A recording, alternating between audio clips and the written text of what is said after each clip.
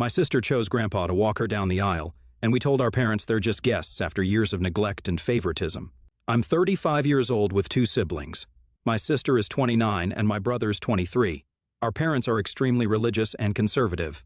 Growing up, our parents cared very much about their image in society. They always wanted a son and were extremely disappointed when my sister and I were born. Being their first child, when they found out that I was a girl before I was born, they contemplated not having me. But because they are religious, they decided to go through with the pregnancy. My grandmother has told me that when I was just 2 years old, my mother sent me away to stay with her because she was depressed having me around.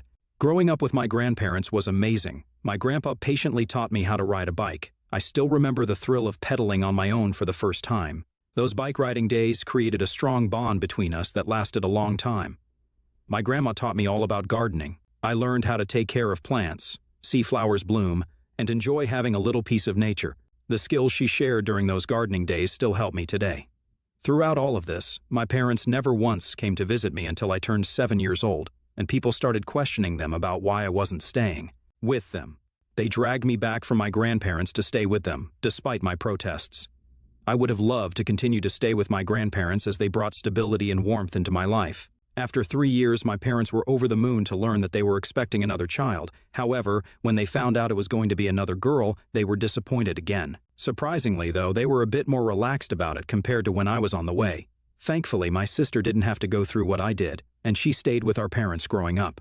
The differences in the way my parents treated me and my sister were quite noticeable. For instance, I was expected to help my mother out with a lot of household chores and responsibilities. It felt like a never-ending list of tasks that I had to complete to meet their expectations. However, when it came to my sister, the rules seemed to be a bit more relaxed. She didn't have the same level of pressure, and my parents were more lenient with her chores. It was like they had learned from their earlier parenting experiences and decided to take a different approach with her. Another example was the way they handled our education.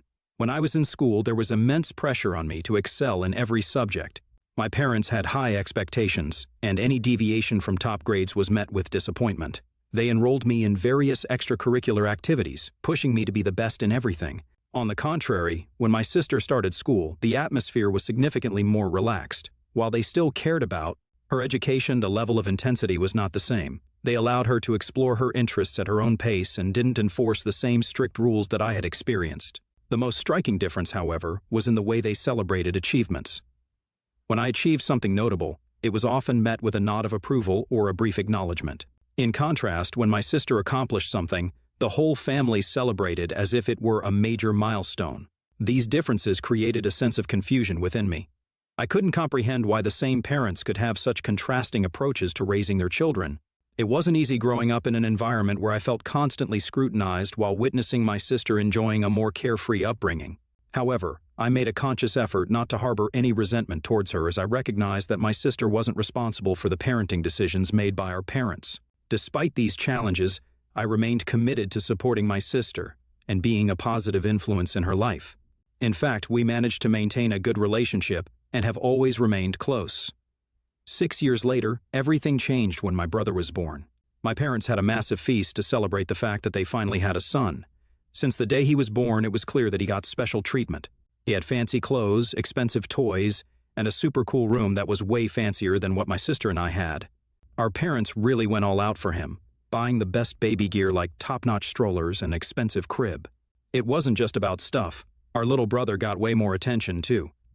Our parents took tons of pictures and videos of him hitting all his baby milestones. But when it came to me and my sister, there was never this much fuss. Even in everyday things, our parents were more involved with him. They never missed a doctor's appointment or a play date, always there for him. For me and my sister, our grandparents played a bigger role in our lives. After my brother was born, this unequal treatment didn't just stop with babyhood. It continued as my brother grew up, shaping the way our family worked and causing some challenges along the way. My brother was exempt from many household chores that my sister and I were expected to handle. Our parents often made allowances for him, excusing him from responsibilities that were an integral part of our daily routine. Birthdays and special occasions became grand celebrations for him, complete with elaborate parties and expensive presents. As you can imagine, this made me and my sister feel left out all the time. To be fair, I had gotten used to their treatment pretty much by this time, but this was the first time that my sister was experiencing what I had been through as a child. We started to spend a lot of our time on vacations at our grandparents' place. As we spent countless afternoons playing in their backyard or sitting by the fireplace listening to their stories, our grandparents became our confidants.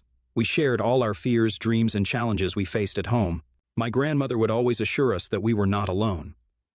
When I was a teenager, I was labeled as a rebel child by my parents because I openly had different political beliefs from my family. When I tried to explain my points of view, my mom would usually cry and tell me that I was stressing her out. If I ever expressed sadness or anger in front of her, my mom would get angry and tell me that she couldn't stand to be around me when I was like that, and would then ignore me for the next few hours. As my sister got older, she began to become more of an individual and also developed some mental health issues. For years, my mom refused to get her treatment because, according to my mom, she didn't really need it. Yet, when my sister had panic attacks or anxiety, my mother would tell my sister that she was burdening her. There was this one night when things got really bad at home. My parents were going on and on about how my sister and I were such a disappointment and that we should have never been born. It felt like we were drowning in their harsh words and we couldn't take it anymore. Feeling lost and hurt, my sister and I decided to leave home. We packed our bags and headed straight to our grandparents' house. Our parents found out we were at our grandparents' and showed up, demanding us to come back home. My grandmother scolded them for treating us this way, and my dad replied that he provided us with food and a roof to live under, so what more could we want from him? Hearing this, our grandpa, who's usually very calm and composed, got really angry and raised his voice for the first time. He yelled at my father that he should be ashamed for treating his own children this way, and threatened him that if he ever did anything to hurt us, he would call CPS on them. This really scared my parents, as my brother was still young, and they were scared to lose custody of him too. Grandpa continued to defend us by insisting that we deserved better parents than them. I clearly remember him telling my mother that she was his daughter, yet he had never treated her this way. So how could she ever be cruel to me and my sister? My mother's face went red in embarrassment. That fight at our grandparents' place became a turning point, as this was the first time someone stood up for us, and it made all the difference. After that night at our grandparents' place, things kind of changed at home. Our parents, especially Dad, got a bit scared after what Grandpa threatened him with, so they toned it down a bit. Our brother continued to get extra love, but the constant yelling and punishment for us got a bit less. When I turned, I really wanted to go to college, but my parents were super against it, so we had this massive fight. My mom went on about how, as a girl, I should just focus on getting married and having kids. She said guys wouldn't be into a woman with too much education. My dad joined in, making fun of what I would even do with more education. It was a real mess to hear my own parents discourage me from being independent based on my gender. Despite their protests, I went to a 4-year university right away. I had a scholarship due to getting selected for their honors program, which meant that my parents didn't have to pay anything for me. My parents got really angry at me for defying them, but I didn't care. I started to work part-time during college and save money. During this time, living alone in college was a game changer, teaching me the ropes of adulting and giving me a taste of the real world. Balancing books, a part-time job, and my personal life wasn't always a walk in the park, but it sure made me stronger and more self-reliant. Throughout all this, my parents rarely called to check up on me. Eventually, I graduated and got myself a full-time job. I had saved up enough money from my part-time job so I could move into a flat with roommates. My conversations with my parents became less and less, almost to the point of non-existence. It wasn't just me pulling away. They seemed content with the distance, too. The occasional birthdays and holidays went by without much more than a generic greeting. There were times when life hit me hard, job struggles, relationship woes, and my instinct was to reach out to family. But each time I hesitated because I knew they would not care. The idea of going back to that emotional roller coaster with my parents was daunting. Soon it became a conscious choice not to involve them in my life whatsoever. The only person in my family I remained in constant contact with was my sister. When it was her time to go to university, my parents threatened to kick her out if she pursued higher education under their roof. So I offered to take her in. I had to make sure she had the chance to follow her dreams without our parents holding her back. My sister moved in with me and started attending a local community college. I worked tirelessly to provide for both of us. It wasn't always easy, but I was determined to support her education and help her achieve her goals. During this time, our bond grew stronger, and I found solace in knowing that, despite the struggles with our parents, I could create a supportive and encouraging environment for my sister to thrive. When our brother grew up, he didn't face the same struggles as my sister and me. My parents were proud to send him to college. They had even saved up enough money to set up a college fund for him, ensuring he had the financial support needed to pursue higher education. Our brother clearly had opportunities and privileges that we never had, and I couldn't help but feel a mix of emotions, happiness for him, and a tinge of sadness for the stark contrast in how we were treated. Nonetheless, my sister and I continued to support each other, determined to overcome the challenges we had faced growing up. Throughout all the ups and downs, our grandparents remained a constant source of support for me and my sister. Over all these years, they stayed in touch with us, visiting us whenever they could. A few years ago, our beloved grandmother passed away, and my sister and I rushed home to be there for our grandfather. This reunion marked the first time I saw our parents after such a long time. They acknowledged my presence with a simple nod. Seeing their lack of warmth, I wanted to burst into tears as I was already feeling vulnerable at that moment, but I didn't want my mother to scold me for making a scene. I remember after our grandmother's death, my sister and I spent more and more time with our grandfather. Despite our hectic schedules, we made a conscious effort to be there for him. We would visit him regularly, often sharing meals together or simply sitting on the porch, engrossed in conversations that ranged from childhood tales to more recent happenings. On weekends, we'd dedicate entire afternoons to helping him with household chores or accompanying him to the local park. During one of our shared meals, my grandfather expressed his pride in me for taking care of my youngest sister. His words caught me off guard, and I was genuinely surprised by his acknowledgement. He went on to say that having a granddaughter like me made him proud, and he believed I had the potential to change the world someday. Although I understood they were just words, an overwhelming wave of emotions hit me, and tears welled up in my eyes. It had been ages since someone had genuinely appreciated me. Grandpa, with a gentle pat on my head, assured me that my sister was fortunate to have an older sibling like me. The pride shining in his eyes is an image etched in my memory forever. Our brother, who's been the recipient of our parents' preferential treatment, has always maintained his distance, perhaps fearing that our parents would cut him off as they did to us. Over the last several years or so, my sister and I occasionally talk to him or catch wind from relatives or cousins about the numerous things that our parents have done for him while ignoring our existence. For instance, they've shelled out money for several used cars for my brother over the years. They paid for the deposit on a house so my brother could move out and live on his own. Last year, they paid for my brother to go to New York City with his girlfriend so he could relax since, according to our parents, he's working too hard. Recently, my sister, who had been dating her college sweetheart, Robert, 29, got engaged. The news filled me with immense joy, and I couldn't be happier for her. She and Robert make a wonderful couple, and the love they share is evident in every smile and glance they exchange.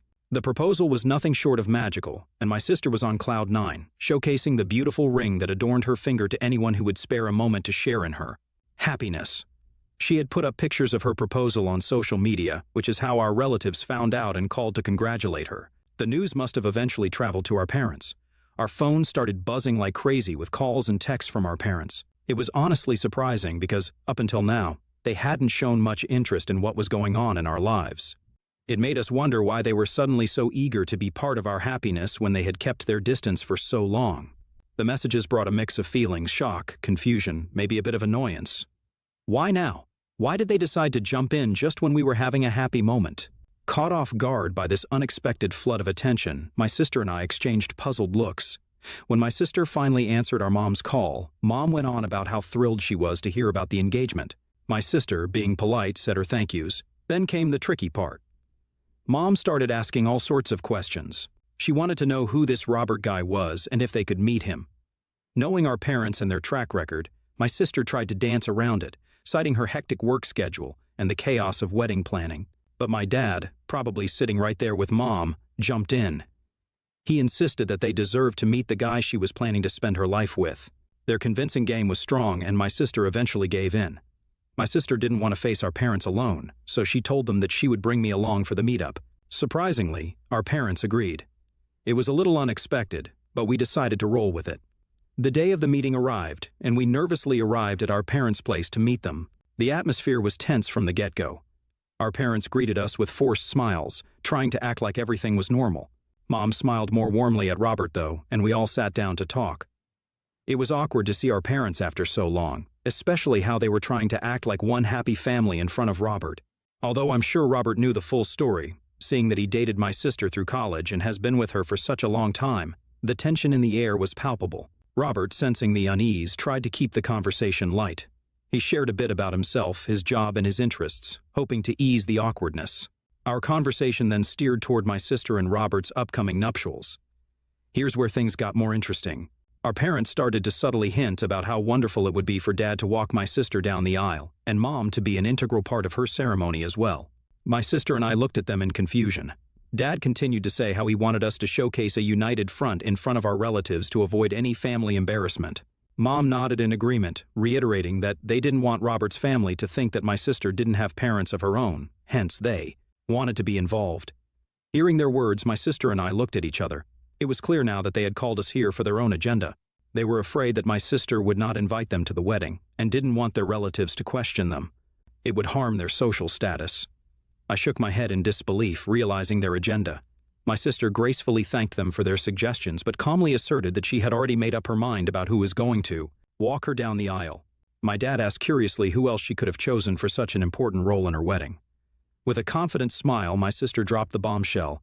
Grandpa will be walking me down the aisle. Our parents seemed taken aback, struggling to conceal their surprise. Their expressions quickly shifted from anticipation to anger. They couldn't fathom that their daughter had chosen our grandfather over them for such a significant role. This is how the conversation pretty much went after that. But sweetheart, it's tradition for a father to walk his daughter down the aisle. You can't break tradition. Well, Mom, I don't care about breaking traditions. I want Grandpa to be a part of this special moment. He's been there for us when you both forgot that you had daughters. You can only attend as a guest at the wedding, like many other relatives. You can't just sideline us like this. We're your parents. Hearing this, I couldn't handle my laugh any longer and started laughing loudly. Everyone was quite startled at my reaction. I looked my dad square in the eyes and told him that he and Mom had forgotten how to be parents for us, treating us like garbage all those years. So they had no right to demand my sister to listen to them. The truth hit hard, and our parents, angered and embarrassed, started to yell at me and my sister. They insisted that we were going to destroy their reputation, but we honestly didn't care. My sister stood her ground, telling them that they couldn't suddenly claim a parental role when they had neglected us for so long. I chimed in, expressing how their actions had consequences and they couldn't rewrite the past. She clarified that our parents would have a limited role at the wedding, just like any other guest. They were welcome to attend, but their involvement would be minimal. The meeting ended on a sour, tense note, with my sister standing firm in her decision. As we left, I couldn't help but feel a mix of admiration for my sister's courage and disappointment in our parents' inability to understand the consequences of their past actions. Since the meeting, we have been hounded by our parents and other relatives, who claim that we're being selfish and cruel for not allowing our dad to walk my sister down the aisle. IITA for telling our parents the truth and supporting my sister's decision to let Grandpa walk her down the aisle? Update 1. It's been a few hours since I posted the story, and the support has been overwhelming. To everyone asking about our grandpa, my sister has informed him about the engagement, and he has warmly congratulated her. He still doesn't know about my sister's idea to ask him to walk her down the aisle. We want to be there when we give him the news so we can see his face. We plan on going down to visit him this coming weekend. As for our parents, they have continued to send us several angry messages. Dad even found a way to reach out to Robert on Facebook, where he sent him a long message saying how he should knock some sense into my sister as the man in the relationship. He continued to write how my sister had no right to ask her grandpa when traditionally it's the dad who fills this role. He then threatened Robert that if he allowed my sister to go through with this, then he and Mom wouldn't attend their wedding. Robert simply responded, "My fiancée is going to do whatever she wants, and I stand by her. It's your choice to attend our wedding or not." The clarity and strength of Robert's response likely sent shockwaves through our dad, who had probably expected a more submissive reaction. I can't help but picture the look on his face, and it makes me chuckle. I will update next when we go and meet our grandpa this weekend. Update 2. My sister and I drove down to our grandpa's place this weekend. We were bubbling with excitement to share the news with him. My sister finally told him that she had something important to tell him. He gazed at us, his eyes filled with curiosity and warmth. My sister took a deep breath and said, "I want you to walk me down the aisle on my big day. You're the one who has always been there for us, and I can't imagine anyone else doing it." Grandpa's eyes welled up with tears, and he pulled my sister into a tight hug. His voice, choked with emotion, said how honored he was that my sister had asked him. Looking at my grandpa getting teary-eyed, I teared up too, and we shared a group hug. Grandpa kept thanking my sister, saying how much it meant to him. We assured him that it was the least we could do to repay the love and support he had showered on us over the years. Then we explained how we had broken the news to our parents and the way they had reacted. We were worried that they might take their anger out on him, but Grandpa chuckled. He assured us that he could handle our mom and that nothing was going to stop him from walking my sister down the aisle. My sister sighed in relief, and we spent the evening helping our grandpa out around the house. As my sister's wedding day approaches, we have been knee-deep in planning, from choosing the perfect theme that reflects her personality to finalizing her wedding dress and meticulously arranging the seating for the guests.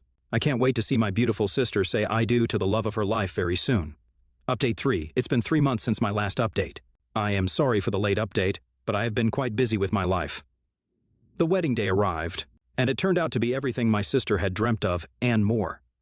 The venue looked stunning, as we had anticipated. The guests filled the seats, and an air of joy and anticipation surrounded us. There was a noticeable absence in the ceremony, our parents. In the wake of our decision to limit their role at the wedding, they chose not to attend, a decision we respected. It was a bittersweet moment, realizing that they were missing such a significant event in my sister's life. The ceremony itself was magical. My sister, radiant in her wedding dress, stood with Grandpa by her side. The love and pride in his eyes were palpable as they walked down the aisle together. The decision to have Grandpa play this pivotal role had been the right one, and the joy it brought to my sister was evident. The atmosphere was filled with warmth, laughter, and the shared happiness of everyone present.